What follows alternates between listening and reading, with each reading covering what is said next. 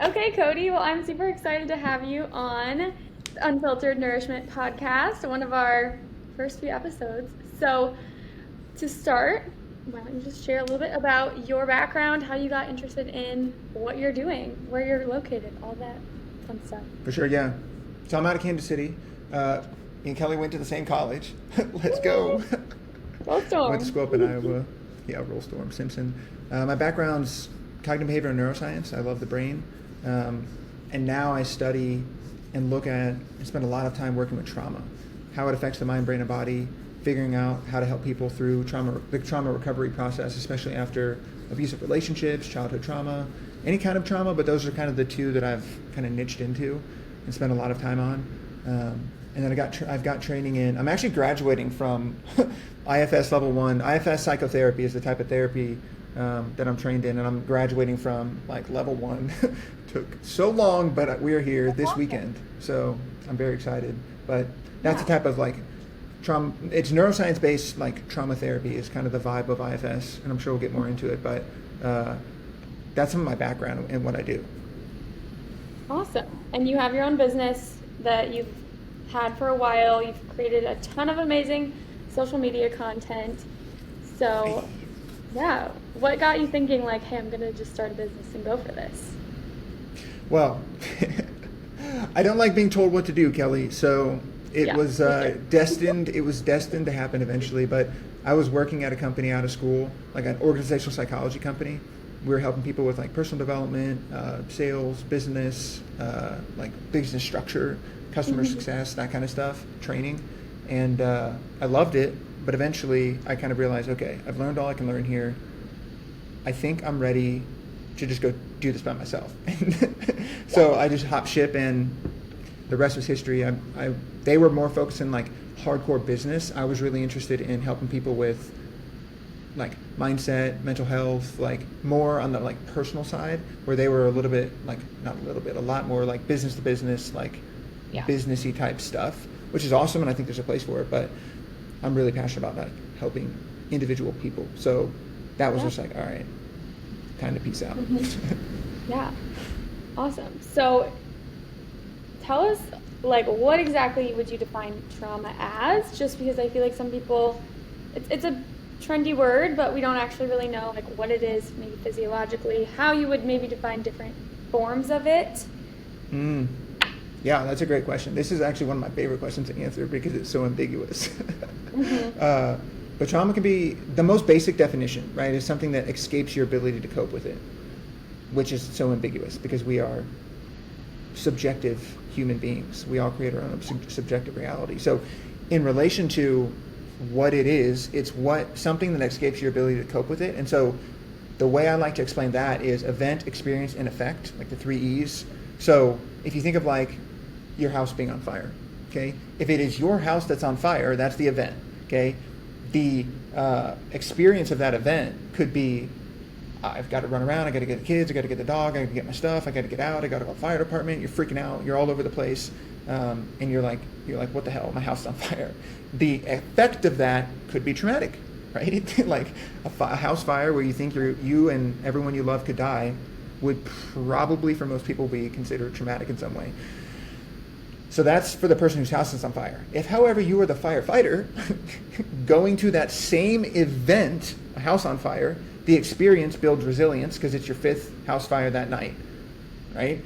So the effect, again, is resilience and strength, and it's not traumatic necessarily. Right. Yeah, that's a And good so one. thinking about that, like, that's how broad trauma can be if you think about it in relation to like what it is, big picture. And then you've got the other thing that I think about a lot in relation to like traumatic childhoods or like trauma in relationship or attachment trauma is like too little for too long or too much too fast, right? So not getting enough love, attention, validation for a long enough period of time can be traumatic, right? Same thing as being verbally or physically abused. That's too much, and that could be traumatic. And so these are things. That's another way to kind of think about like what trauma is. And then if you're looking at more like scientific stuff, right? You can start to understand. You can see how the brain changes and the structure of like your limbic system and some of the Yeah. development of your prefrontal cortex, and there's different firing patterns and activation patterns in someone that's been through trauma versus not. And then a lot of the times, the other thing to kind of define is there's like acute trauma, chronic trauma, and then vicarious trauma. That's kind of what I was thinking too, because that's what I was thinking of with like inflammation, stress. When I say that, there's such vague terms we use to describe all these physiological processes that come from like so many different things, genetics, environment, food, and I just see so many people that are facing stress, and explaining that to them is difficult because we think sometimes we don't even realize things we're doing are stressing our nervous system and our body, and we don't realize that the past trauma from 10 years ago might still be stressing our blood sugar in our body and our brain. Yeah, So, absolutely. yeah. And you could see that. Some of the like most basic research I ever did in college, I got 4 concussions. So I started studying, in my classes, I started studying the immune system of the nervous system, like psychoneuroimmunology is what it's called, and starting to understand how physical brain trauma and physical stress to the, like blunt force stress, can cause inflammation. And then I really quickly started to understand, oh, wait a minute, like this is not just physical trauma, because now I'm sitting here on the bench as a college athlete that looks completely fine. I don't have a cast. I don't have any of this stuff. And that caused a lot of mental and emotional stress as well. And I was like, oh my goodness. It's so crazy. And what I just love is learning the mind body and how all of our body systems are connected. And it's like, Oh, yes. I realized the same things with my symptoms, which I call PCOS, but to me it doesn't really matter. If it's PCOS or not, the symptoms were present due to some forms of stress my body was facing from overexercise, poor nutrition, stressful thinking, so many things. So, okay. Yeah, these things have literal effects. Like your mind, your brain, and your body are interconnected. They are separate but inseparable. Like you cannot have a thought that doesn't go through your nervous system and affect your body, and you can't have a feeling in your body that doesn't go through your nervous system and hit your mind. Like, so the things that, and then you're in your environment. And people don't realize that. Like you're taking in 7 trillion bits of information every second subconsciously. You can only consciously process 127 of those bits of information. And so that's why the 7 people you're around, you become like. Because you're taking in billions of bits of subconscious behaviors, feelings, thoughts, actions, urges, beliefs from these people in your environment that you don't realize you're taking in, but do affect you subconsciously. And those go into your mind, which then go through your brain and then get into your body. So it's absolutely true. Like it's not like kumbaya in the forest. Like this is like, I can trace every step of this through your mind to your brain, through into your body. Yeah. Okay, so that kind of leads into my next question. How is what you practice with your clients different than talk therapy? Not that talk therapy is bad, but are there differences? For sure. So one of the main differences in IFS versus talk therapy is the agent or the agency of the client. So when a lot of the times you're going into talk therapy, traditional types of talk therapy, love them, been through them myself, like no shade at them. But the attachment and the onus a lot of the times for the healing falls upon the therapist. And so in a lot of traditional types of therapies, if you're my therapist, I come in and I form an attachment with you and you help me co-regulate things that I'm struggling with. We talk about things that are scary. Your nervous system helps my nervous system co-regulate, and I'm able to work through and process some of those things. That's in a traditional therapy. That's awesome. That's great and amazing until you get burnt out and have to take 3 months off, or like I've had a therapist who had a pregnancy and had maternity leave, and I was like, okay, well, what do I do now, type of thing, right? And I have people that come to me and say that, and that's the hard part about turning the onus upon, or putting that burden, if you will, onto another person. Whereas when I'm working with someone, IFS perspective is that you have the solution inside of you already. And the healing mechanism in what I do in IFS is something called the self, which is you. And so it's helping you understand that there's a part of you that is like the seat of your consciousness, that is the deepest part of you could ever possibly be. And it is calm, it's compassionate, it's curious, And that part of you can heal you, and you can form an attachment and reparent yourself inside of yourself without needing someone outside of yourself to regulate yourself and to work through your trauma and be there for yourself. And so that's one of the biggest differences, is teaching someone how to be there for themselves and giving them agency and power and empowering, as opposed to being that safety and empowerment for them necessarily. So it's like the easiest way to think about it is like teaching them how to fish as opposed to like giving them a fish is kind of the way that I kind of like bottom line it as far as like therapeutic methodology. And then we could talk about the neuroscience and like technology that I interweave in as well. But any questions about that part? Cool. I love that explanation. And I feel like that parallels about what I try to do too, is just teaching people the tools on how to eat rather than just giving them, here's a meal plan and a calorie range. There's way more than that, but you can learn it and you can do it. You don't need someone to give it to you. Your body knows what it needs when we can dive deeper. And your psychology knows what you need as well. Like when you start to understand, like, oh, there's a part of me that feels really insecure about being in business or going into a new relationship or whatever it is, you know what you need or want from someone else. It's just learning how to give it to yourself, right? We know this stuff. We're very wise individuals. We just forget because the world beats the crap out of us as we grow up. Yeah, and we're taught to rely on doctors and others to give us the tools when that's not always going to work. Right. Which is not to say there's not a place for people to help. Like, absolutely. Like, I still have a role. Yeah. And it's just the role that I play is a little different. It's hard to read the label from inside the bottle. Absolutely true. Yeah, it's just at the end of the day, like, you'll leave a session with me understanding, oh, I have more power. I feel more empowered, and I have personal power to affect the world as opposed to letting the world affect upon me. Yeah. Okay. So that's one of the biggest psychological ways it's different. I also interleave a lot of like neuroscience, and I'm really heavy on like measuring. So everybody gets a biometric device that I work with, and I'm measuring their nervous system through their HRV, and helping them understand if they're getting better, if they're not, like what affects the recovery and stress and things like that. That's where a lot of really cool. You and I have we've crisscrossed a lot, because some of the first things to get your body right, if your body holds your nervous system and your nervous system holds your mind, you got to make sure your body's right. And so one of the biggest pieces of that is sleep, nutrition, exercise. Those are like the first three that I hit on with everybody. So and that was my next question. Like, what supports the nervous system? What do you teach people about the nervous system? This is a beautiful question. Like, I know you could go into all the science and the research, but like, what do you really teach people right away? Bottom line is something called the hero's body. Your body holds your nervous system. Like, seriously, your body is the foundation of your nervous system. It's planted in your body. Then your nervous system holds your mind. And so when you're thinking about how to heal bottom up, sleep, exercise, nutrition, social connection, play, and stress reduction are the big 6 things that make up like what I call the hero's body.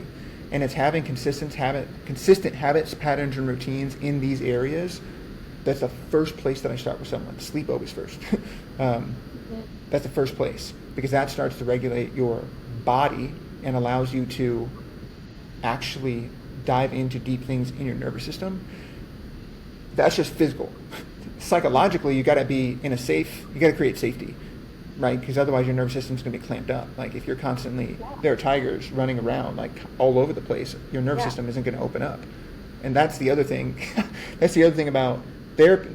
Not trauma-informed therapy doesn't necessarily understand or realize that, because they don't realize that, like, trauma, your nervous system is like my clamped hands, and trauma clamps your nervous system down like this. And if you're in a scary, traumatic environment, it's going to stay like this. But the trauma, the vulnerable part of you is inside my hands. That's what you need to get to heal and feel better. Bottom line, the root cause is in there. But if you don't ever open up your nervous system, you can't get to that trauma. And so by healing your body, you open up your nervous system just a little bit to get in there a little. Then creating external safety, meaning going into contact with an abusive partner, or getting out of a stressful work environment, or getting away from a family member that is always an ass, right? That's external safety. That opens your nervous system up a little bit more. And then internal safety is beating the fear of fear where it's like, oh, okay, like, it's okay. Like, I will be all right. If I go towards the storm, I'll get through it faster than running away from it, and I can handle and regulate myself. And once you've done that, now you've got your body's healthy and ready to go. You've got external safety. You've got internal safety. Now you're ready to go. Your nervous system's open, and you can really do some really deep work. Mm-hmm. Yeah, I love that. I'm constantly telling people your body needs to feel safe, and we need enough nutrition to feel safe. So under eating is a big thing I'll see, even if it's unintentionally, that is a stressor. Too much exercise, not enough sleep. Agreed.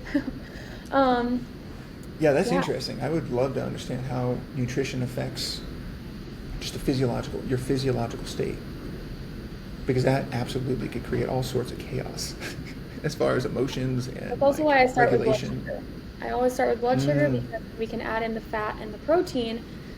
Our body, we aren't, first of all, spiking our blood sugar, so we feel hungry and then tired and up and down the blood sugar roller coaster. Also, fat can have the same dopamine response as sugar, but you don't spike your blood sugar. So things like butter, peanut butter, avocado, egg yolks. If you snack on that instead of sugar, even if, I'm not saying snacking is great always. We want to eat our meals, but if you do need a snack, rather than something with sugar, something with fat. Because most people I see are not eating too many calories. They're just super depleted in vitamins, minerals, and their blood sugar is crazy out of whack. And we know childhood trauma, ACEs, is correlated with more dysregulated blood sugar, root cause to cardiac diseases, lots of things. So, yeah. Right. In relation to... They're not bad, but... In relation to nutrition, I would love, let's pretend that I'm working with somebody brand new. What are some of the top 3 things that you suggest for someone get together in relation to the nutrition? Like for sleep, morning and night routine, regular sleep-wake cycle, have a cold, be in a completely dark room. I know the basics for sleep, easy. I can recite them in my sleep. Recite them in my sleep. Yeah. Nutrition. What would those be for nutrition? Especially for anyone with trauma, anyone who wants to optimize their mental health. Protein at every meal, protein and fiber at every meal. Decrease the inflammatory oils and refined foods. So opt for saturated fats that are whole foods like eggs, beef, totally fine, as well as the omega-3 fats. Optimizing those, increasing those, literally everyone will benefit from that. Supplement, but also eating seafood, eating flaxseed oil, hemp seeds is great. And then olive oil, avocado oil are not omega-3s, but they don't contain as much of the omega-6, which is the more pro-inflammatory one. Literally every person I've tested has been super high in the omega-6 in their blood. I could have told you that from the research, but it's still really cool to test it and see the different levels. That's interesting. 3 meals a day can really help to just regulate hunger and blood sugar. I mean, there's some benefits to intermittent fasting for some people, but most people I wouldn't start there, because if our metabolic system is all out of whack, that's just going to be a lot harder. Once our hunger is more regulated, doing some fasting could be fine, but don't start there. Got it. That's interesting. Yeah. I like that.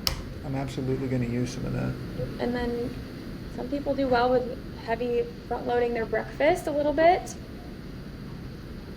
Most people do light breakfast, big dinner. If you can start front-loading a little more early in the day, that can also really help with blood sugar, evening cravings, sleep. Eating a lot right before bed doesn't help sleep quality, but also some people need to with work schedules, and I still say eating food is better than skipping. Drives me crazy. I have friends that eat at 8 at night. I'm like, bro. Yeah. I feel I feel sometimes crazy because I'm just can we not eat at freaking 5? Is that, why can we not do that? And then go hang out and chill and be not digesting our food in the center of the night. And I see it in my Whoop. Oh, the giant spike in my heart rate because, surprise, surprise, it takes energy to digest food. If you didn't know that, you should know that. I feel crazy in these moments, but now I feel validated. I'm you need to go follow freaking Kelli. And she'll tell you not to eat at 8 p.m. at nighttime. Yeah, but I still start with overall nutrient quality before timing. But yeah, for weight loss though, it can be really powerful to decrease your time of eating to like more like 8 to 10 hours. And then yeah, once we've got calories, macros, pretty consistent. Consistency is important. Your body wants consistency, right? Then I'm looking at like vitamin D. Let's optimize that. Let's add in a good quality multivitamin. B vitamins, a lot of people are low in. So that's just going to hit a lot of your bases. If you can test your vitamin D, add in a multivitamin, get more minerals, like electrolyte drinks are great. Doing those things, yes, I love functional labs and looking to that, but if you haven't tried those things, like they will make you feel better. Vitamin A is a big one too. The organ meats and stuff. A lot of people are missing vitamin A. So yeah, but as we're talking a little bit about micronutrients, so we know a lot of medications, they just add more burden to our liver. They might deplete micronutrients. They might increase risks of cognitive decline, different long-term things.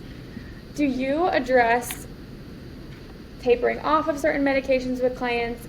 Do you have any advice for someone who's curious about maybe coming off of a certain medication and what they could be doing to have a better experience with that? Yeah, for sure. Some of the biggest ones I work on are antidepressants and anti-anxiety medications. Yeah. Surprise, surprise. My perspective is I honestly don't have a hardcore like stance against medication, to be honest. Like I'm not like, oh, I hate medication and type of stuff. It's people that say, I don't want to be dependent on this. I don't like this. I want to get off of this. Okay, and so I do really believe that a lot of medication, it's hard because psychiatrists and the whole mental health system is completely taxed and there's just not enough people. But so people just get in and they're just another person sitting in front of like, okay, take this thing, take this thing, take this thing. And it's like in and out the door. And there's not a lot of like, do you really need this? Or, okay, you're 6 months in now. Are you also doing talk therapy in association with taking this medication? Because that's where I see a lot of medication can help a lot, is like getting someone get through the first initial piece, give them kind of like a jump start. And if there's a really solid plan of from the get-go, this is not a permanent solution, and that is articulated right away. This is going to be great for the first, call it 6 months, whatever, while you're going through talk therapy in conjunction with taking this medication. It will really, really help turn things around, especially in relation like to antidepressants. It'll really help open some things up for you. And open up your nerve, like your brain. Like literally it's opening up and you're able to start to shift some of these neural patterns and then wire them back together. But you don't need that medication permanently a lot of the times. And so just a big disclaimer, or not disclaimer, but just a heads up. Like I'm not against this stuff. Like people need help and it's okay to take medicine to get help. Like that is okay. But again, a lot of people want to come off of them. The thing with benzos, SSRIs, SNRIs, like all these things that are affecting your serotonin, acetylcholine, or not acetylcholine, I forgot the other one. But the hard part is that getting off of these, you've got to realize that withdrawal will feel like the symptoms coming back, but it's withdrawal. So it's not really the symptoms coming back. So the big thing, the big pattern that I see a lot, especially with anti-anxiety medication, is I got on this to remove my anxiety. Physiologically removes the anxiety, the feeling of anxiety from you, and that's awesome and it's great. And then you go to get off of it and you withdraw. And one of the biggest symptoms of withdrawal is anxiety. Yay. And so then people, what happens is they are like, oh crap, my anxiety's back. I got to get back on. I got to go back and get some medication again. So they get back on the medication, but they're not solving the same problem they thought they were. They just have to get through withdrawal.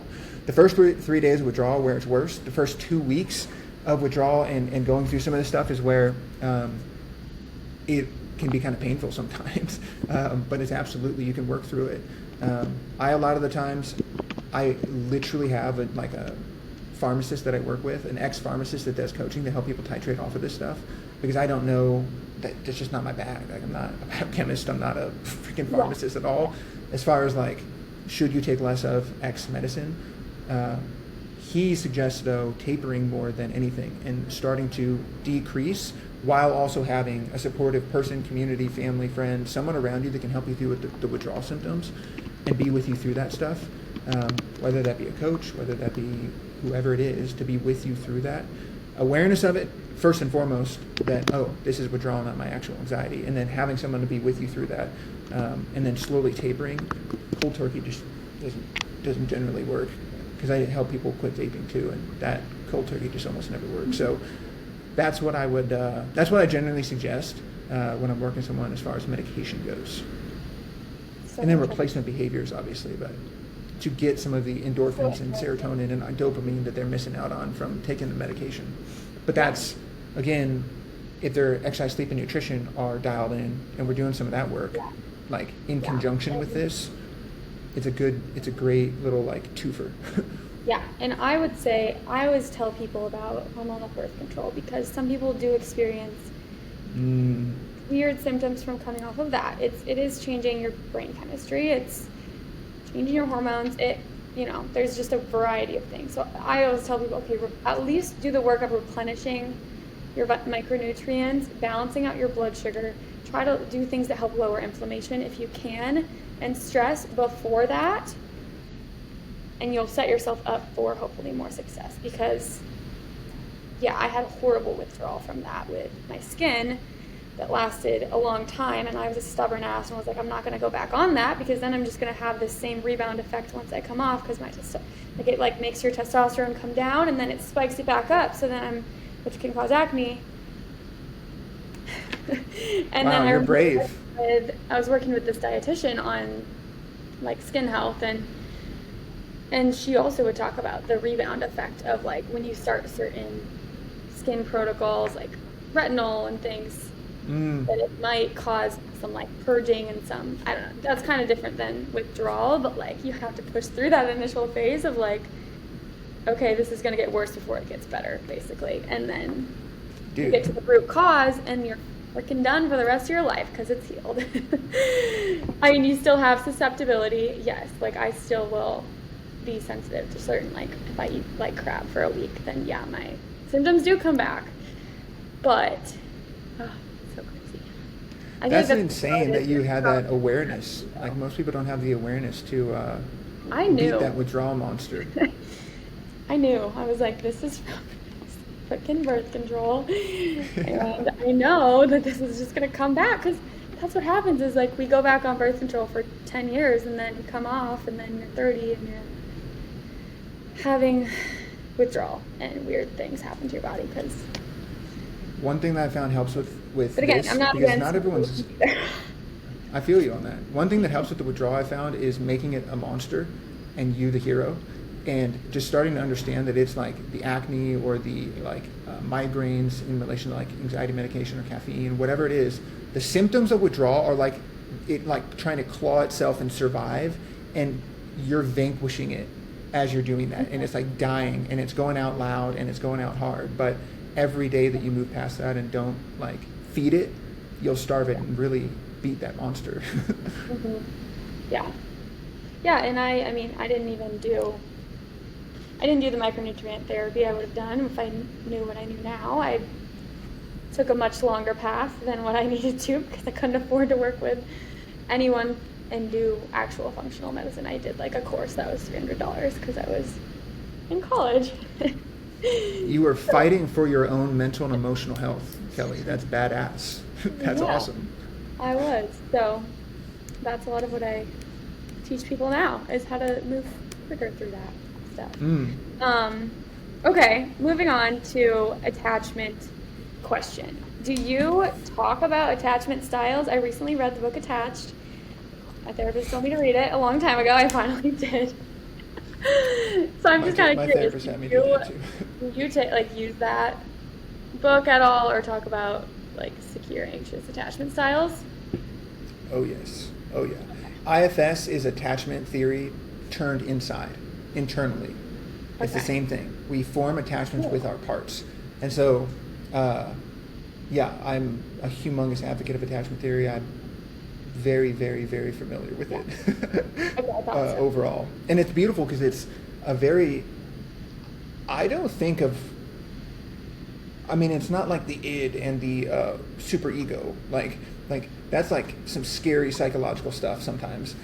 But attachment theory seems like a pretty simple or like relatively easy to understand psychological principle that I feel like has hit mainstream and I think is helping a lot.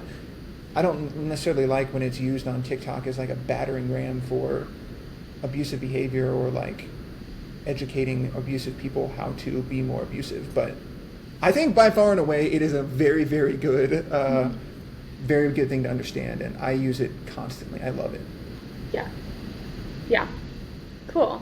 Do you have any tips for helping somebody move from an anxious attachment style to a secure attachment style? 'Cause I feel like you definitely can change and fluctuate, right? And you're not just boxed into one category, right? Beautiful. I'm so happy you mentioned that. The number one thing to understand about shifting your attachment style is that you can shift your attachment style. It is absolutely possible. Even if you're anxious, if you're avoidant, if you're like anxious avoidant or disorganized, whatever, you can shift your attachment style your entire life. So that's the first step. It's just the awareness that you can actually shift it. You're not stuck. It's not a life sentence. Yeah. Then starting to understand, building that awareness and having that hope is, I found, to be super, super helpful. The second thing, IFS considers people to have parts. We're made up of many parts. And so it's not that like Kelli is an anxious attachment or avoidant attachment, or Cody is an insecure, like a disorganized attachment, right? There's a part of me that is anxious, right? Or there's a part of me that is avoidant in relationships. And starting to understand that it is a part of you, but is not you. That's a humongous leap in realization that you are not these things, right? There are parts of you that are nervous, worried, anxious, scared, children, like seriously children, that don't know what to do and they're just freaked out, they're scared. Abusive relationships can shift your attachment style very, very much towards, well, honestly, either spectrum. Super avoidant, like I hate these people, I'm never going to talk to them, I need to be super independent, or super anxious, like, oh, they're going to cheat on me again, this is going to get bad, like I have to like crush them, right? Yeah. And so understanding that is huge, and then being able to start to understand their parts of you, and you can work with those parts of you. So the first thing that I suggest is people name these things, which people are always like, oh, that's wild. Like, but name that part of you, like that anxious part of you. I recently, literally, I think it was last week with my therapist, I was just like, I now understand that there is a part of me that, an anxious part of me that, because I test secure, like as far like bottom left as you can get secure. But still sometimes in relationships or as I've like gotten back out into dating, there's this anxious part of me that comes up and it's like, what is going on here? Like when I don't have clarity in a certain situation. And I realized, working with my IFS therapist, that is a part of me that was hurt in a relationship in college where I got cheated on and I didn't know what was happening and it was bad. It ended up being bad. And that part of me was right in that moment, but that does not mean whenever I don't have clarity, something bad is happening. So you can't apply that logic to all future situations. And so I once I realized, oh my God, that's a part of me, I was able to update that part. Hey, I'm not like 19 anymore. Did you know that? And that part was like, oh, no, I didn't know that actually. Because they just don't understand that. And the moment that it did, it really let its grip out. And that anxious behavior, when it takes over your behavior, like nervous, worried, anxious, scared, like heart rate, all this stuff, can't sleep, fades away because this part realizes, oh, you're older now. You can handle new things now. We're not in the past anymore. We're not in an unsafe environment anymore. Like we're good. That can do wonders for working. And that was a super specific type of anxious part. An anxious attachment style is made up of lots of different anxious parts, or an avoidant attachment is made up of tons of different avoidant, like maybe a hyper independent, maybe a super controlling part, right? And it's a combination of parts that you can work with that make up the attachment style of avoidant. Same thing with your anxious parts. Maybe it's does that make sense? Yeah. And the whole time I was thinking about how you said like don't identify with your with those labels, because you can change them, which I also always tell people, don't identify with so much with one diagnosis, because like you're saying, like we are all just unique humans and all of our body systems are unique, and one person's PCOS doesn't look the same as another's PCOS. We just want to figure out, we want to rule in, I say, instead of rule out different diagnoses, let's rule in what are those root causes. Like, what are those parts? What can we actually change? And can change those things. So, and that's the number one thing in relation to your psychology too. All these things, like, it's kind of like just a laundry list of to-dos of what we want to target, because we can't target it all at once. So it is also just like, I feel like you're in the same boat as me of getting people to commit to the long run and stay the course. Right, and spending more time in their true self. That's the thing that people forget, is that you have an unstoppable force inside of you that is calm, compassionate, curious, confident, courageous, connected, persistent, playful, passionate, that is who you actually are. And if you can embody that more often and stop doing and start being, that energy spreads out to all of your parts in all areas of your life, but all of your parts especially, and they can feel that. So it doesn't have to be this to-do list. You can work with these parts just by embodying your true self more often. I love that. I always have my clients fill out this, or like read through this thing about the masculine energy versus the feminine energy, because I explain the masculine as the doing, feminine as the being. All of us need to have both. Usually more people are more in the doing too often. Yeah. And it's hard. Human doings, not human beings. What am I supposed to do when I'm just being? What am I supposed to do? That's me sometimes. Like, well, what am I supposed to be doing? Just being. Just chill. It's hard. I'm with you. I'm with you 100%. I'm really far on the masculine energy side. I'm working very hard on, and I see this a lot with guys that I work with sometimes, especially in relation to, she just wants me to sit there. She just wants me to sit there and just, like, what do you mean hold space? Like, what am I holding? It's just like, dude, bro, I'm telling you, bro, like, the 3 H's. Does she want to be heard? Does she want to be hugged? Or does she want to be helped? Okay, ask that question first, and if she says the heard one, which I know you're scared of, all you have to do is repeat the last 3 words she says, and do that over and over and over again, and at the end, I promise you, it will go super, super well. That's it. And that helps a lot. I love that. Yeah. And I recently just heard in certification I'm in about, they were talking about anxiety, nutrition. They were talking about how with people who are more anxious, sometimes telling them, go meditate is not always helpful. And I'm like, okay, that does make sense, because our brains are running, and people constantly tell me, I can't meditate, my brain just keeps running. So adding in exercise could be a better step first. But eventually, we should all be able to get to the point of being able to meditate. I do believe that.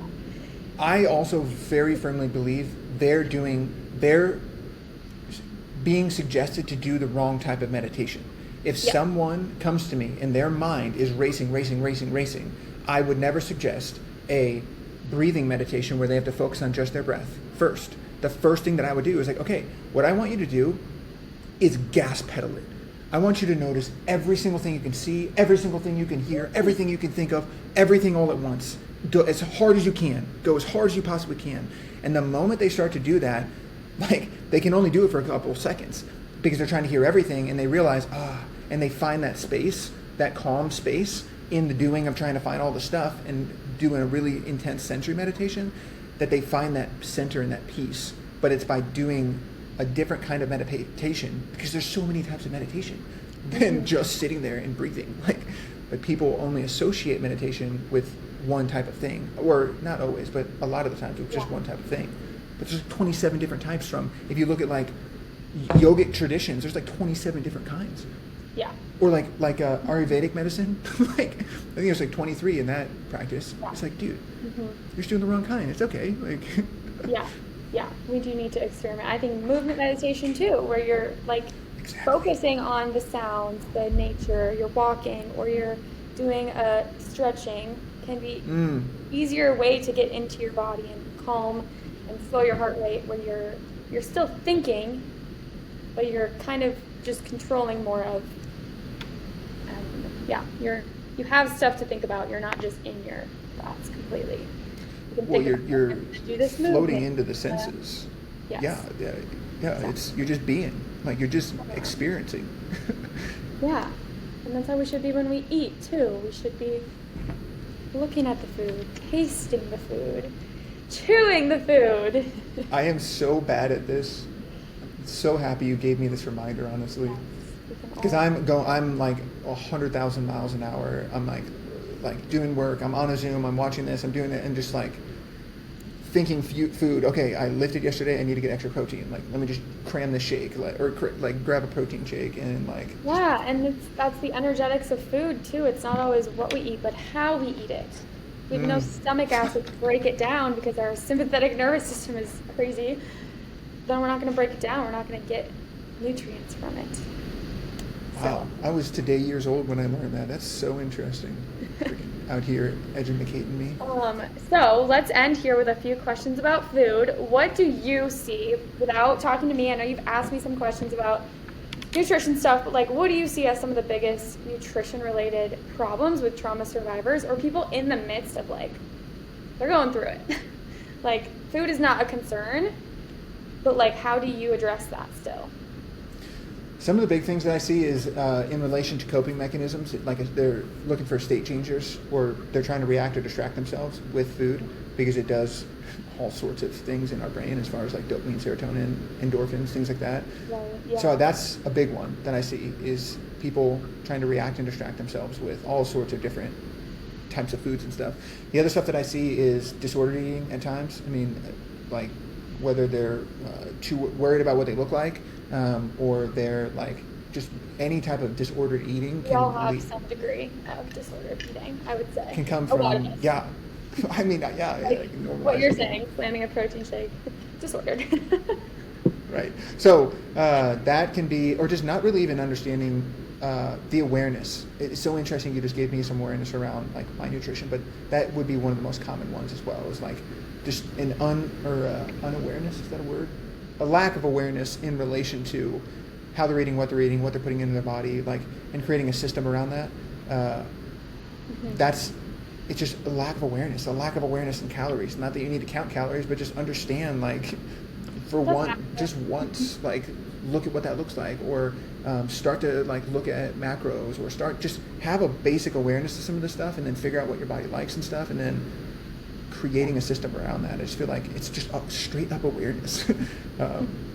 So Yeah, that would be. And there is plenty of research showing that hunger and leptin, a hunger hormone, get dysregulated and when we gain more body weight.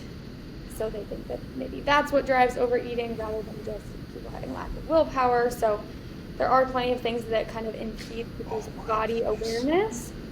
But knowledge and doing some research is still a piece of it that I very much so hold people accountable to. Of, hey, you do need to understand why I'm telling you to do this and why this matters and what it does to your body. And then we also have to regulate that stress and that hunger signal. And Right. You brought up a great point, which I don't even know, I didn't think about this, but shame, it being at the bottom of everything. Like, that's a huge thing that I see in relation to nutrition and eating just in general, shame. Like, I eat too much, I eat too little, I like don't eat the right way, I don't eat the right things, like, and shame and overthinking, and just, and when and not just overthinking, being critical. Yeah, but I feel like there's people that have shame, but they also have no perspective of how much they could be eating. I will see people who are like, oh my God, I'm eating so much, and they're still not getting enough protein. And they are just unaware of what to eat. Right. But We take these Mm-hmm. maxims from our childhood and these rules that we created when we were kids, like, Yeah. and it's just like, it runs our life now, and we just don't stop and think about this, and a lot of those are food related, like, that's nuts. Like, Yeah. that we don't examine that. Yeah, I've been diving really deep into gluten recently and some of the impacts on the brain. I think that would be too long of a question to go into. Okay, I do want to touch on this question while we have time. So, after a relationship ends, there's a lot of times like a pressure to go through like a glow up. Mentally, glow up. physically. I don't know if you've ever heard it referred to that. You know? Yeah. Okay. Do you feel like that's harmful or could it be helpful? If the glow up is for yourself, it's good. If the glow up is for someone else, it's probably not going to be the effect, have the effect on your mental and emotional health or physical health that you want it to have. I love that. Yeah, it's kind It's of the like, bottom line. Like, what are the intentions behind it? Because I work with 100%. people that are focused on the physical appearance. They want to lose the weight. They want to gain muscle. And I always tell them, I want you to do that too. I'm here for you. I'm helping you do this in a healthy way. But still, at the end of the day, it has to be for health. It has to be done in the right way and for your mental health, because we know there's a lot of weight rebound effects if we lose weight too quickly. We are depleting our bodies. So, yeah. That's one of the biggest things that I would, like, people get stuck in this have, do, be, as opposed to be, do, have. And what I mean by that is you write down all the list of all the things you want in another partner and what your ideal body is and what your ideal life is and all these different things. And it honestly is a very large waste of time and gets in the way of you finding love, because it's a having state of being. Like, people want to have health, they want to have wealth, they want to have abs, they want to have whatever it is, so they do random shit so they can become those things. But that does not work, because they're just on they're in the rat race. And so what you really need to be able to do is shift your perspective to be, do, have, right? Where you start to realize, okay, what kind of partner do I want to become? If you want to become the type of partner, what kind of partner do you want to attract? And you then become that. If you want to become the type of person that is healthy and happy and like mentally well, great. That's a great place to start, okay? And then remove all the roadblocks from becoming that for yourself, and on the way to becoming the ideal partner that you want to find, you will find that partner. Yeah. Like, I love that. but it's not about having, it's about being. Mm-hmm. You want to have this glow up, or you could be the glow up. Yeah, and it's really hard to get yourself into that thought pattern when you're not there yet. But I have multiple meditations I send to my clients, and I don't always think that they take it seriously, because they want to focus on what they can do, like what's the meal plan, what's the workout plan, what are the supplements, but they don't think about getting their brain into the energy of you're already there, you're already healed, you're already less anxious. And when we do certain meditations, I believe that those can really get us there, or affirmations or visualization. Would you agree with some of that? They can help. You're so skeptical. You were asking so hesitantly. They can help some. What helps even more is questions. If you can ask yourself questions like, "What will I do today to get closer to the type of person?" Like, "What will," like, or "Who am I becoming?" Questions open up different. There's I love you said that. Instinctive elaboration is what it's called. But naturally, when you ask yourself a question, there's an answer. Okay, and so you can use that like neurological principle to your advantage. If you ask a question as opposed to just saying a thing, there's an answer, right? So who will I become? Or something like on my mirror I have, who am I getting dressed for today? And if the answer is not you, right? Mm-hmm. Okay, let's flip that. Like, how can you start to get dressed for yourself? I actually there's a girl, I've been following her podcast for a while. She made an app, and it has frequencies, it has affirmations, meditations, and then she's been adding, she calls them ask-formations, where it is just perfect questions. And you can also record your own, which is super cool. And I've been recommending it to everybody because I think it is powerful. I love that you also got that. It is powerful. And even more powerful than a positive visualization is actually a negative visualization, which sounds reversed and kind of messed up, but a fear visualization is far more motivating and releases more dopamine and acetylcholine into your blood than a positive one. And so what you should really do is like, okay, if I didn't get healthy and I stayed mentally unfit and I was alone for the rest of my life, and like all of your worst fears, what would that look like and how would I feel? That is more motivating, right? If I do nothing right now, if I don't go do this, right, that fear drives you more. You know, I mean, I know this is just basic brain science. Because I always say, another workout brought to you by your ex. Like, I don't care if you need to think about your ex to get motivated. The freaking gym. Like, I've done this many times. Go to the gym. Dude, but I'm I think here that's for it. easy to say, but now I'm going to keep saying it. No, there's brain science around it. Pain and pleasure, like neuroscience 101, like away from pain towards pleasure, and pain can get you killed faster. So surprise, surprise, fear and pain drives you more. Yeah, I love that. All right, last few questions here. So my best friend, she loves learning about trauma. She's done so much healing. I'm so proud of her. And I asked her, what should I ask him? Like, I already had a list of things, but she was like, okay, I want you to ask about, okay, she said, by making healthy changes in daily habits, is that healing trauma? Like, is that really mostly the answer? It's just, we need the healthy habits to heal. 100% yes. In relation to trauma, it deteriorates and pulls apart, it wires and fires in an identity, and your identity is made up of your habits, patterns, routines, all day, every day. You're wiring and firing together a certain identity, and so you fired and wired together a certain identity in relation to trauma. In going through trauma recovery, you're pulling apart that old identity, those old neural patterns. That's why it's painful, because you're destroying cells, and you're wiring and firing together a new pathway, a new identity. That's why my programs are called Me 2.0. Right? At the base of that is creating a new identity of who you're becoming, and that is made up of new habits, patterns, and routines, because that's one of the most basic things your brain does is do things. And so by doing those basic habits, patterns, and routines daily, you're wiring and firing in a new identity, and you're building your confidence, because confidence isn't built by instant charisma. It's built by showing the fuck up for yourself every single day and getting the thing done. I said I was going to go to the gym, and I went to the gym. I said I was going to eat better, and I'm eating better. It's not trying to make it happen, it's making it happen. That builds an unshakable amount of confidence in yourself that wires that new identity in. When I say I'm going to do something, my team knows I'm going to do it. Everyone around me knows I'm going to do it because I believe it myself. And when you have that confidence in yourself, and you feel that way, and you're healed yourself, it leaks out of you in such a beautiful way. Like, honestly, it explodes out of you, if you ask me. And that is mirrored in your nervous system. You can see it. And you can watch the neurons shift, grow, and change. Over 63 to 84-ish days, you can see neurons do that. Pull apart and rewire. 63 to 84 days. That's the most researched time frame to start new habits? Oh, yeah.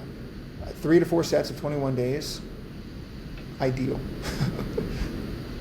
It's slightly different for everyone. Yeah. It means it's science, That's not a good like... explanation. And she's so right. She's focused so much on habits, and so I'm so proud of her. Okay. Well, if it's from a being state, just to be clear, right? Like, you've got to go back to that. Like, is she doing the habits, or is she being the habits? Which is kind of a funny thing, but yeah. You know, like, who is she becoming versus are you just doing them to do them? Yeah. And to be honest with you, just doing them to do them at first is completely fine. Like, because that allows you to start to build it and get to that being state. Atomic Habits is a great read too, to learn more about identity and habits and stuff. So I always recommend that. But progress is happiness. You gotta be Progress, not perfection. That's the crazy thing. People think trauma recovery is this straight line, but it's really not. Like, actually what happens when you're in the trauma, your distress is super, super high. And then as you get out of the traumatic situation, your distress starts to go down, right? As you're out of the traumatic situation. But then you start trauma recovery, and trauma recovery, your stress starts super low. But as your nervous system has more ability to look back and work through what happened to you, your distress will actually go up higher, sometimes higher than even the initial trauma. And so people are like, wait, what the hell? Like, I feel different, but I don't feel better. Why do I feel worse than when I was actually going through the trauma? That's a really good point. Because, they just don't realize that there are stages to trauma recovery. And stage 3 in trauma recovery, your distress actually increases. And you can feel worse sometimes. And then it tapers down over a very, very long period of time. But something interesting. That's really interesting.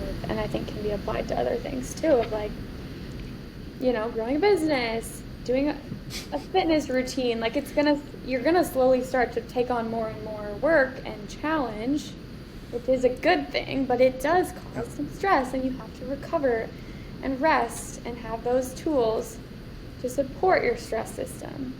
Mm. Micronutrients being so important.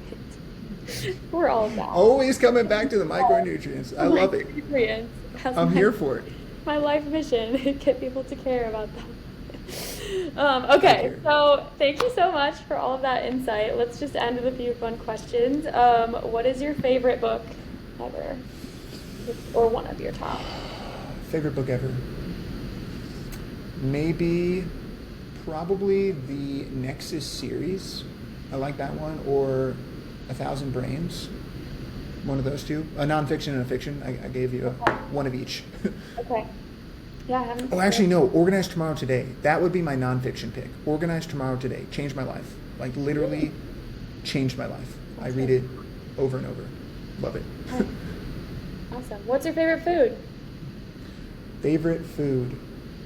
Honestly, whatever I'm eating. Like, I like apples, peanut butter, and dark chocolate.